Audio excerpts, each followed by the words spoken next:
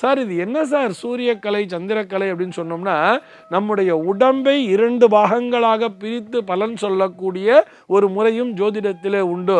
அதனை ஓரை என்றே சொல்வார்கள். ஈஸியா புரிஞ்சுக்கணும்னு சொன்னா, நிறைய ஆலயங்களிலே அம்பாள் இருக்கக்கூடிய ஒரு சிலையை பார்த்திருப்போம்.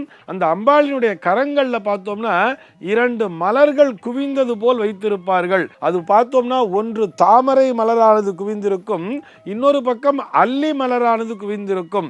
தாமரை என்பது சூரியனை கண்டதும் மலரும், அல்லி என்பது சந்திரனை கண்டு மலரும். ஆக இது இரண்டும் சூரிய சந்திரர்களுடைய ஒரு வெளிப்பாடு.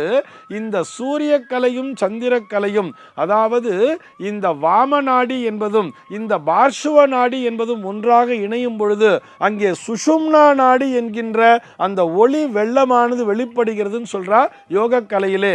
அப்படித்தான் இந்த சூரிய கலையும் சந்திரக்கலையும் ஒன்றாக இணைகின்ற அந்த அமாவாசை நேரத்திலேயே ஒரு குறிப்பிட்ட நேரமானது இருக்கிறது அல்லவா, அந்த நேரத்திலே சுஷும்னா நாடியானது திறக்கிறது. அதன் மூலமாக ஞானமானது பிறக்கிறது. அந்த ஞானத்தின் மூலமாக நாம் ஜபிக்கின்ற அந்த மந்திரமானது நமக்கு சித்தி ஆகிறது.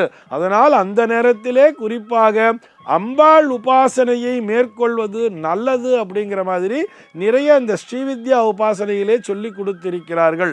அதனை கொண்டே நிறைய பேர் அந்த அமாவாசை நாட்களிலே இந்த பிரித்திங்கரா தேவி மற்றும் அந்த சூரியனி துர்கா போன்ற தெய்வங்களை ஜபித்து அந்த மந்திரத்தை சித்தி பெற்றுக் கொள்கிறார்கள் என்பதே இதற்கான விளக்கம்.